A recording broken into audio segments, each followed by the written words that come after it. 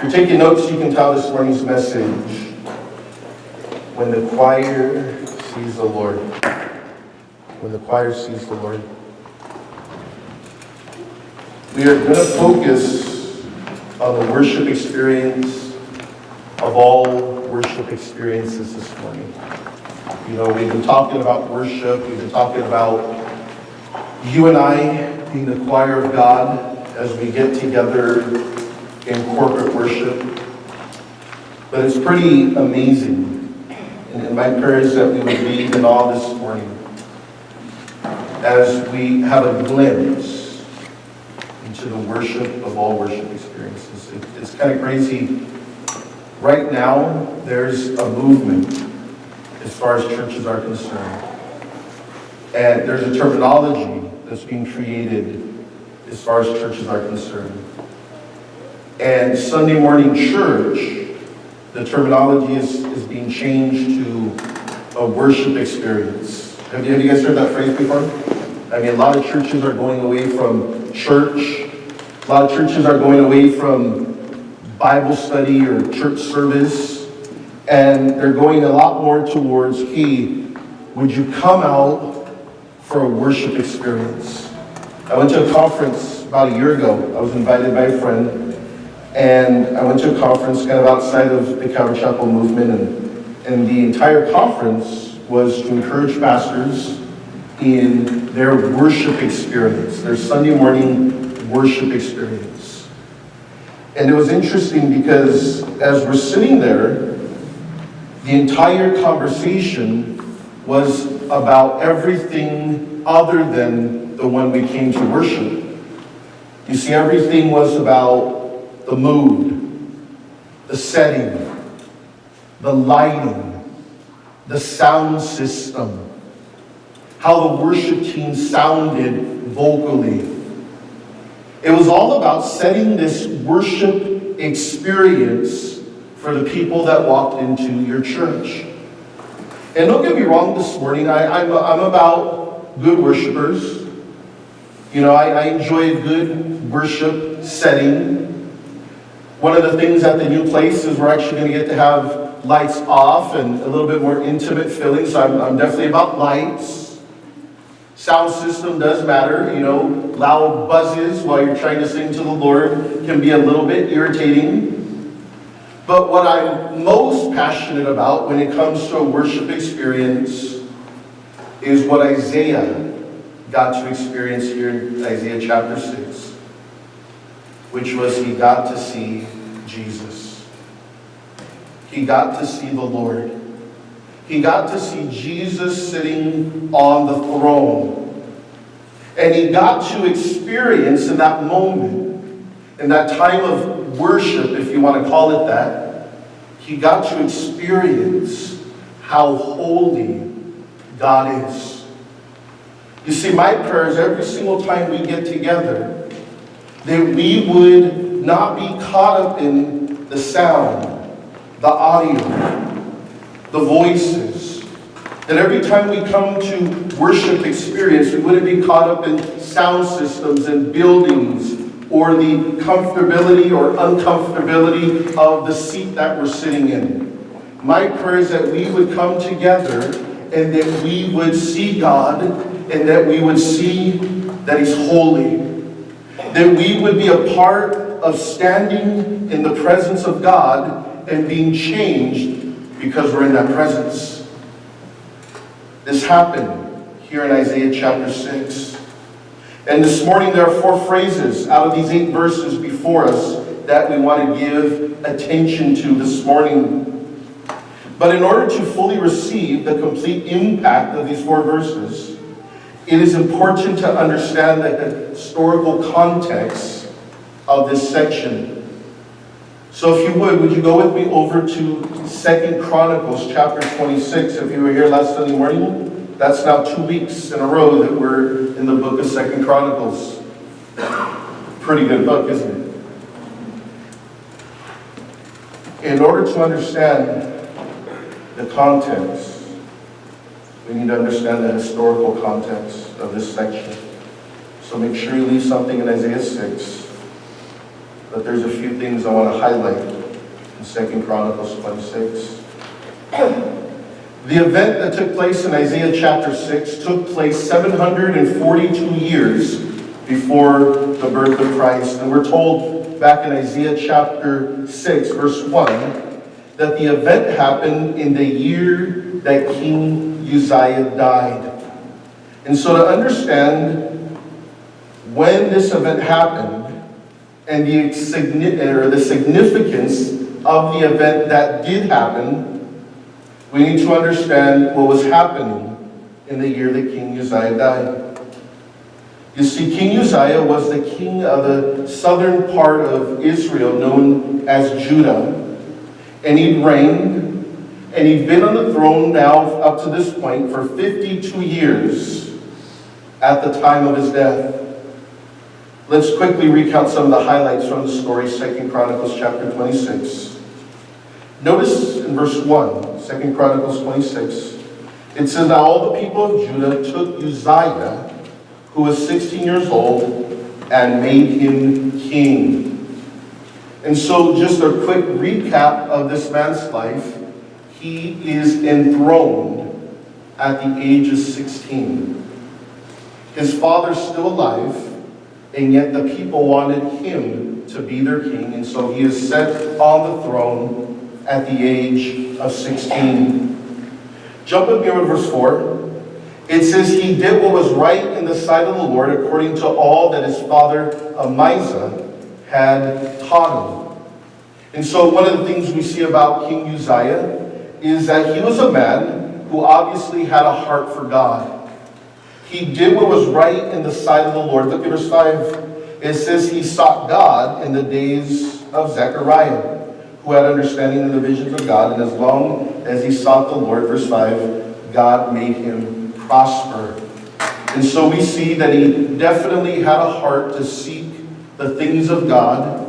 He sought God, verse 5, to the point that God allowed his life to prosper. Prosper to the point, look at verse 8 with me, it says, "His fame spread as far as the entrance of Egypt, for he became exceedingly strong." It says in verse 9 that Uzziah built towers.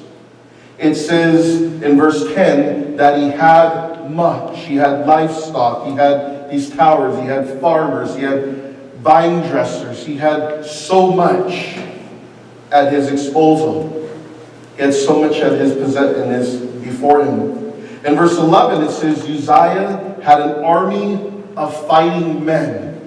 And so we see that Judah is thriving at this point in history under the leadership of King Uzziah.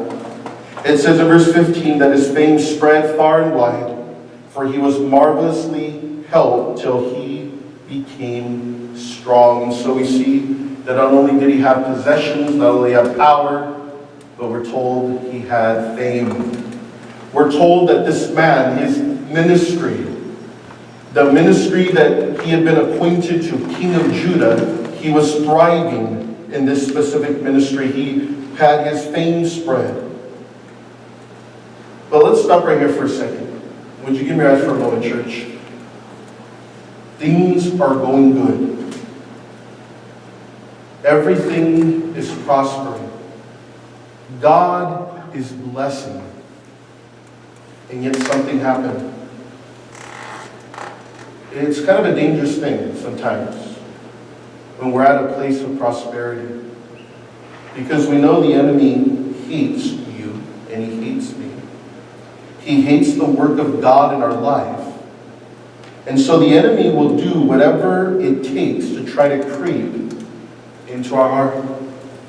Notice verse 16, how the enemy comes in and begins to creep. It says in verse 16, "But when he was strong in his heart," or when he was strong, his heart was lifted up, or in other words, he became proud, or he became prideful, to his destruction. For he transgressed against the Lord his God by entering the temple of the Lord to burn incense on the altar of incense. So Azariah the priest went in after him, and with him were 80 priests of the Lord, valiant men. And they withstood King Uzziah and said to him, "It is not for you, Uzziah, to burn incense to the Lord, for the priests, the sons of Aaron, who are consecrated to burn incense, get out of the sanctuary, for you have trespassed. You shall have no honor from the Lord God." What's interesting, everything's going good. Here comes the enemy. Fills his heart with pride. He becomes so prideful that he thinks he can do anything that he wants.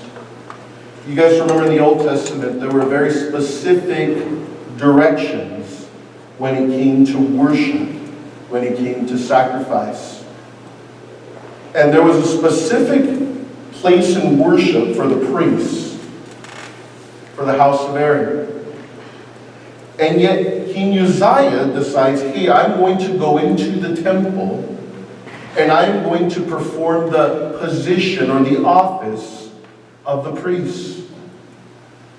So this is what happened. He becomes so filled with pride that he thinks, I can do whatever I want. For me, there are no rules. I'm above everyone else and their rules. I can do whatever I want.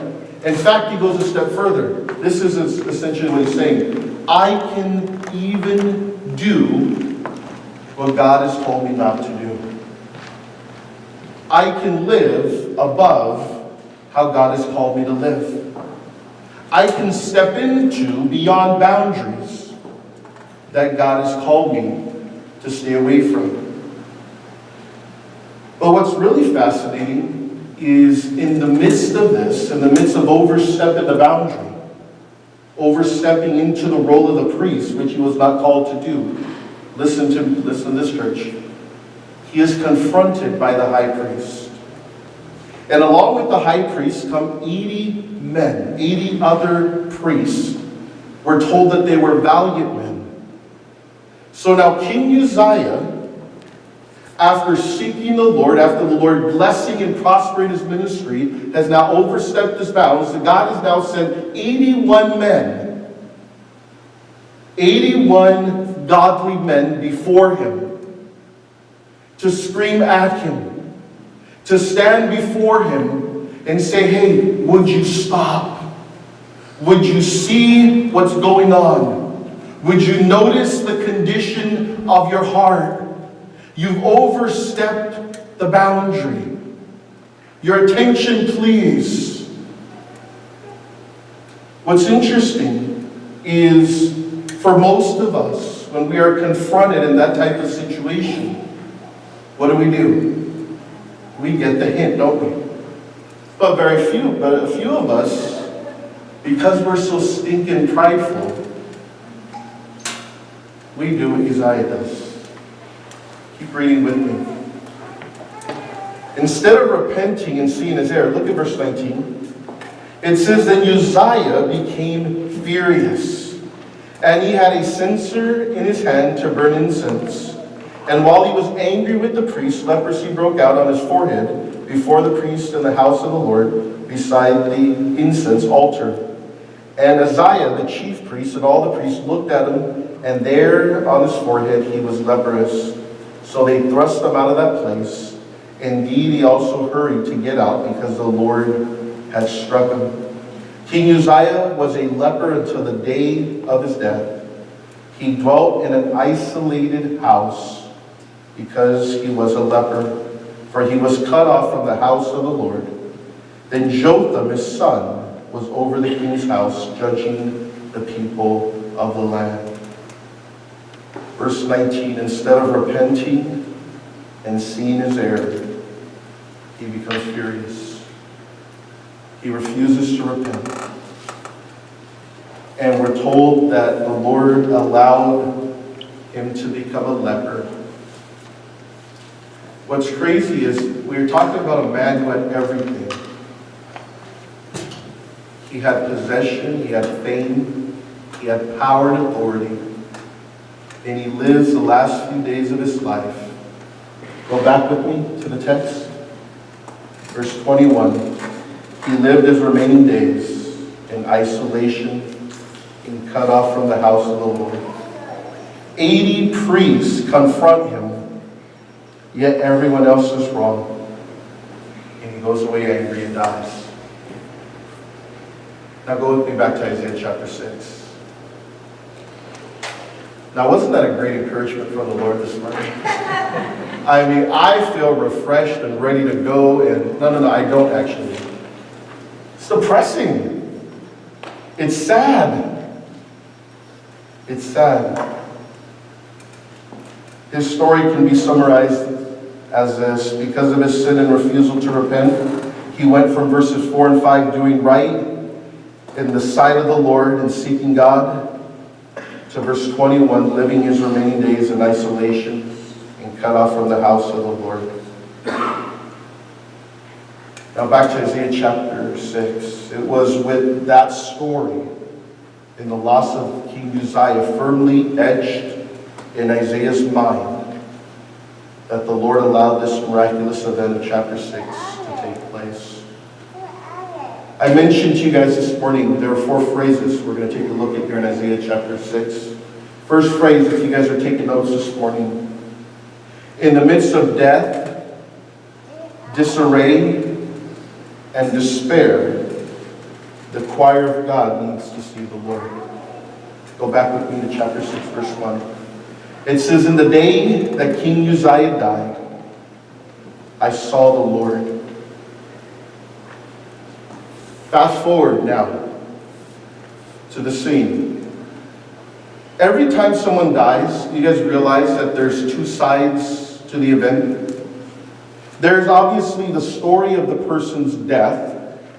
There's the backstory to what led up to their death. There's what people will say about the person who died. But on the flip side, there are also those who are now left behind without the one who died.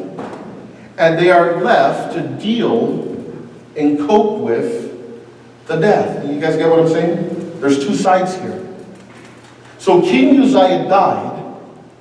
We have 52 years of prosperity. We have 52 years of great leadership, all gone down the drain, all ending in horrific situation, all ending in tragic death. And now we have a nation that's used to stability, and now everything is unstable. We have a nation that's used to great leadership, and now we have a leadership without a king. We have a nation that's used to looking to a man, and now we have a nation with no one else to look to. That's the condition here of Isaiah chapter 6, verse 1. In the year that King Uzziah died, God says, Isaiah, would you step into the temple? There's something I want to show you. There's a worship experience that I want to give you. And if we were going to be honest here this morning and not sugarcoat things, I believe that many times when we show up here to church, there's been death in our lives. Many times we come to church and there's death of dreams, there's death of relationships, there is death, as they're dealing with here in Judah, of the familiar. And we need to show up desperate. Some of us show up very desperate to church on a Sunday morning. We walk in the door and the first thing that we hear is praise. The first thing that we hear is music. The first thing that we hear is sound, voices, a choir. And I believe that we need to show up desperate. But desperate for what Isaiah saw. What did Isaiah see in verse 1? He saw the Lord. You know, if you came here to church this morning and you're in the midst of some sort of death, if you came to church this morning and your life is in the midst of some sort of disarray, if you came to church this morning and your life is in the midst of some sort of despair or depression or decline, I pray that we would see the Lord. What did Isaiah see? Go back with me to verse 1. It says, I saw the Lord sitting on a throne, high and lifted up, and the train of his robe filled the temple. You see, their earthly king that they had set upon the throne is now gone. The earthly kingdom that was going well there in Judah is in disarray. But as he steps into the throne room, as God gives him a glimpse of worship experience, what does he see? He sees the Lord on the throne. Church, would you listen for a minute this morning? Whatever you're going through, whatever I'm going through, every single time I walk in these doors, I need to see that the Lord's on the throne. I pray that every time we come to worship, we would be reminded God is on the throne. And it doesn't matter what it looks like out there. It doesn't matter the big fight that you got into when you drove here to church this morning. It doesn't matter what happened last night or yesterday or last month. It doesn't matter what dream is now dead or relationship is gone. The Lord is still on the throne. He's in control. The sovereignty of God needs to be seen in every single one of our lives. Because I'll tell you guys, sometimes life, sometimes situations, sometimes circumstances take our eyes off of God on the throne. And we look to God and we say, why?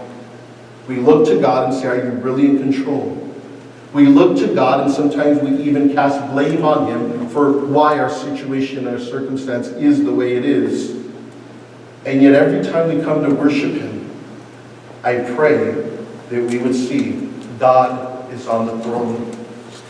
But not only that, my prayer too is that we would see that, you know what, the only place I have to look to is up when I walk into the temple.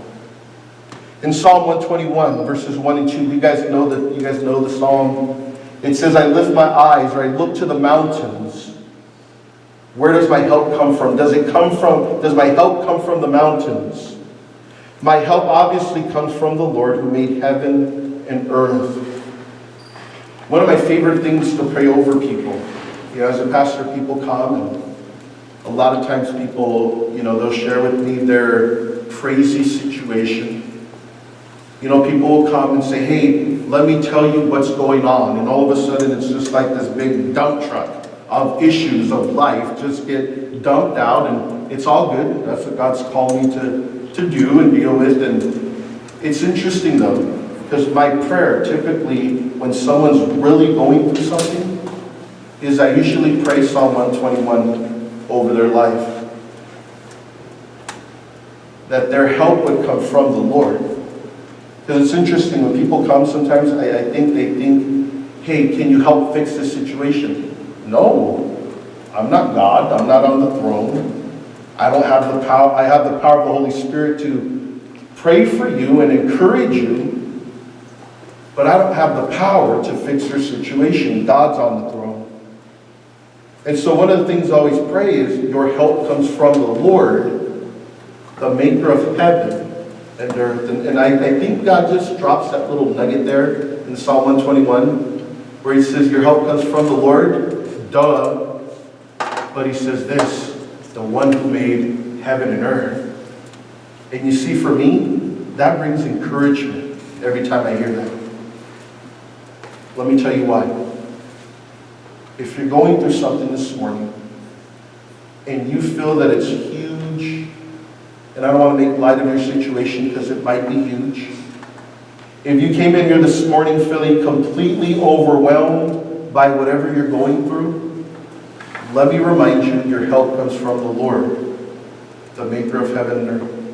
What do I mean? This is what I mean. If God is big enough and powerful enough and strong enough to be able to make the heavens and the earth, God can help you in your situation. Because I'm pretty sure no matter how big your situation might be this morning, they're not bigger than the heavens and the earth. And so if He's big enough to make that, then God is big enough to what? Help me in my time of need.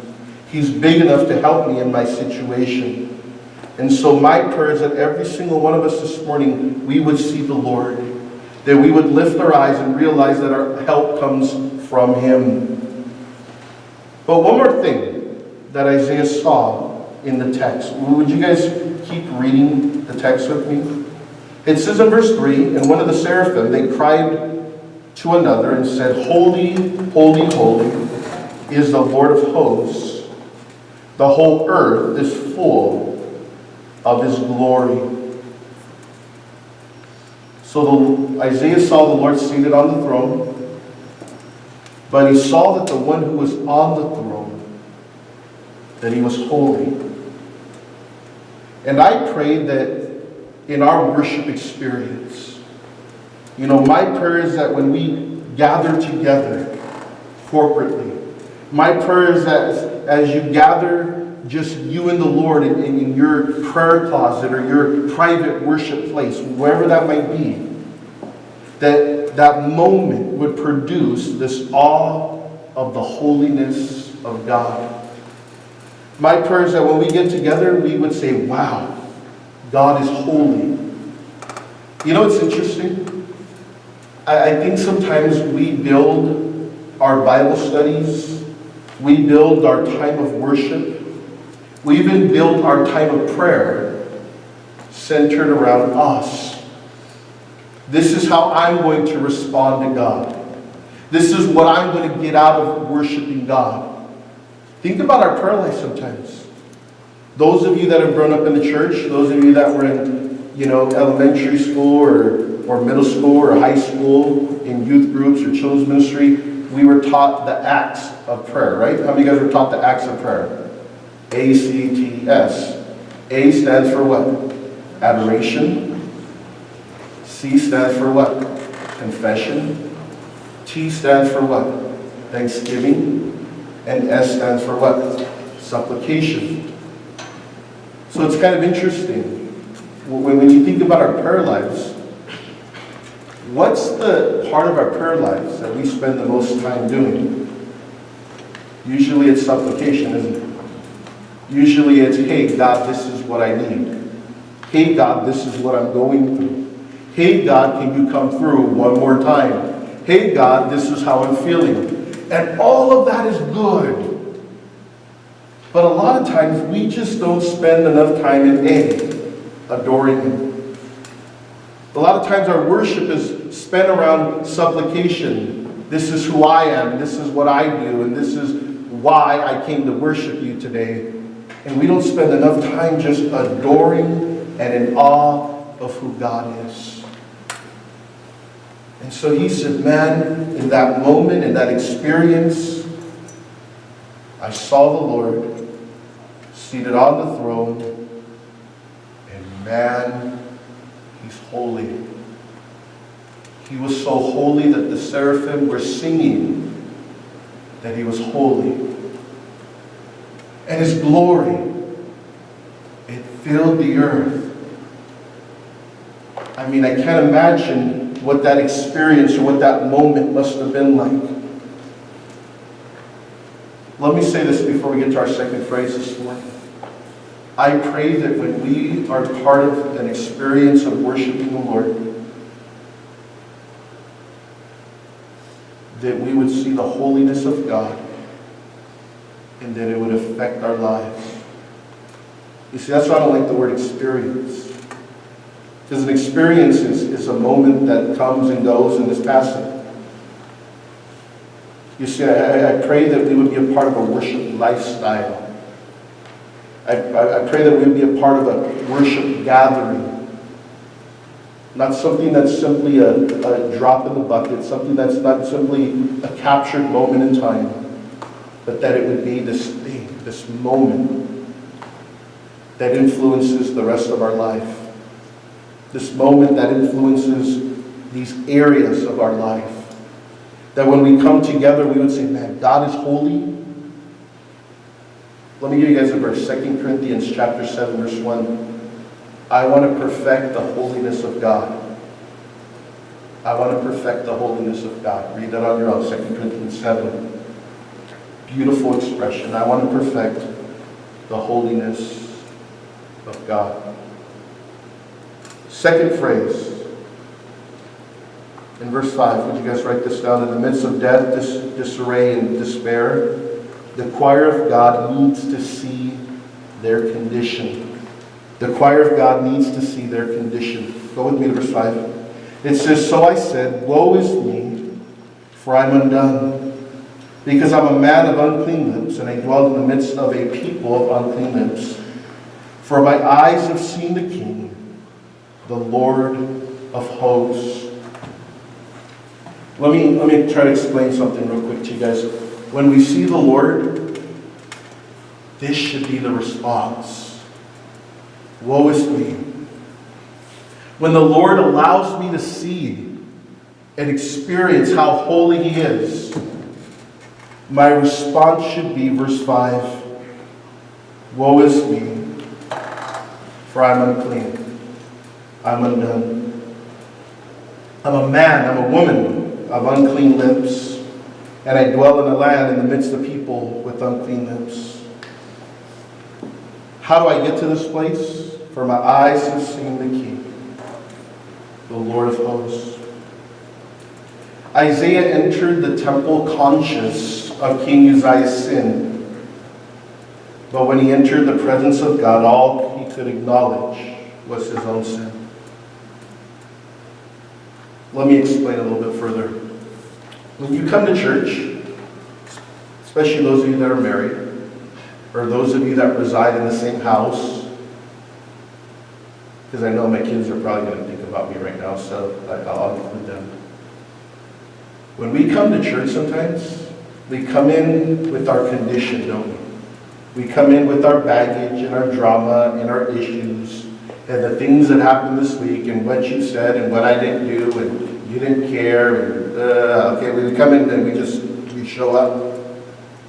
And a lot of times when we show up, the thought is, God, would you speak to them? Right? Am I right? I know I do. I especially pray that, God, would you speak to Christina? No. I pray that. And don't worry, I don't ever throw in little things, like we got into an argument during the week and I'm like, I have a pulpit and so I'm going to, no. I don't ever do that. Maybe I've done it a few times, but I don't usually do that. But it's interesting. He walks in thinking about Uzziah and his sin, but because he's so awestruck with the holiness of God and His presence, he forgets about Uzziah's sin and he thinks about his own sin. And that's my prayer. When we come, we might be thinking, man, I hope this is a good one today for him. Or I pray that God gets their attention over there. But my prayer is that by the end of the experience, by the end of the moment, we would not be thinking about anyone else and their issues and their drama and their stuff, but that we would simply be at a place where I saw the Lord, woe is me. No more pointing fingers. No more looking around. No more trying to think of what they did or how I was wrong, but just, man, I'm pretty messed up. He walks in thinking about Uzziah and his sin, and God says, yeah, Uzziah, pretty messed up what he did. Not a great way to finish, but let's focus on you. And he says, woe is me, for I'm undone, I'm unclean. My lips are unclean. And I believe that it's a painful experience to see ourselves as we really are. Let's keep it real this morning. There are some of us that came here, and as we're sitting here this morning, God is just peeling away layers of our pride. And it's painful to sit here this morning and have the Holy Spirit say, hey, this one's for you. No looking around this morning, this one's for you. It's a painful thing to show up before a holy God and for Him to say, hey, got to get this lust in check. And you're looking around saying, what about that guy? What about her? What about them? No. We're going to focus on you this morning. And the Holy Spirit puts his finger on an area of your life. When we come before the Lord, our holy God, and he says, hey, I'm talking to you. And you're looking around, he says, I'm talking to you. And you're looking around and going like this, and he says, no, I'm talking to you this morning. And Isaiah says, woe is me. Got the point. Holy God, unclean lips, undone. Got it. Number 3, third phrase, if you're taking notes this morning, out of verse 7. In the midst of death, disarray, and despair, the choir of God needs a touch from God. The choir of God needs a touch from their leader, from God himself. Go back to verse 6. It says, then one of the seraphim flew unto me, having in his hand a live coal, which he taken with the tongs from the altar, and he touched my mouth with it, and said, behold, this has touched your lips. Your iniquity is taken away, your sin is purged. In verse 7, he says, he touched my mouth, he touched my lips. He went, listen, to the infected part. He went to the place of sin in Isaiah's life. Notice he didn't say, hey, I'm a man of unclean hands. I'm a man of unclean feet. I'm a man of unclean mind. In verse 5, he says, woe is me, I'm undone, for I'm a man of unclean lips. Where does God go? He goes and he touches the infected area. He goes and he allows the coal taken from the altar, from the place of sacrifice. For us, we don't have an altar anymore because our altar was at Calvary. Amen? Our altar, our place of sacrifice was Jesus upon the cross. He goes and takes a coal and he touches Isaiah's mouth.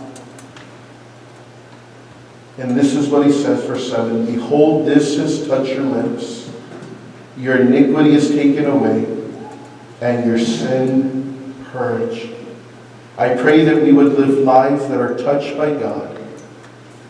I pray that the world would see people with touched lips and transformed lives. Did you guys write that down in your notes this morning? Touched lips, transformed lives. Fourth phrase, and we're going to finish here this morning. In the midst of death, disarray, and despair, the choir of God needs to respond. The choir of God needs to respond. Let's finish up verse 8. It says, also I heard the voice of the Lord saying, whom shall I send, and who will go for us? Then I said, here I am. Send me. It's interesting. I've seen this phrase on t-shirts. I've seen this phrase on billboards. I've seen this phrase as themes of retreats and conferences. Here I am, send me.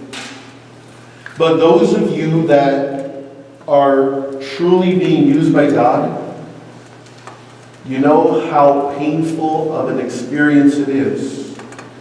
How painful the process is to be used by God. I think sometimes we can water down, here I am, send me, without the having to see the Lord, without having to say, woe is me, without having the touch of God upon our life. We just want to go, here I am, send me. We just want to show up, here I am, use me.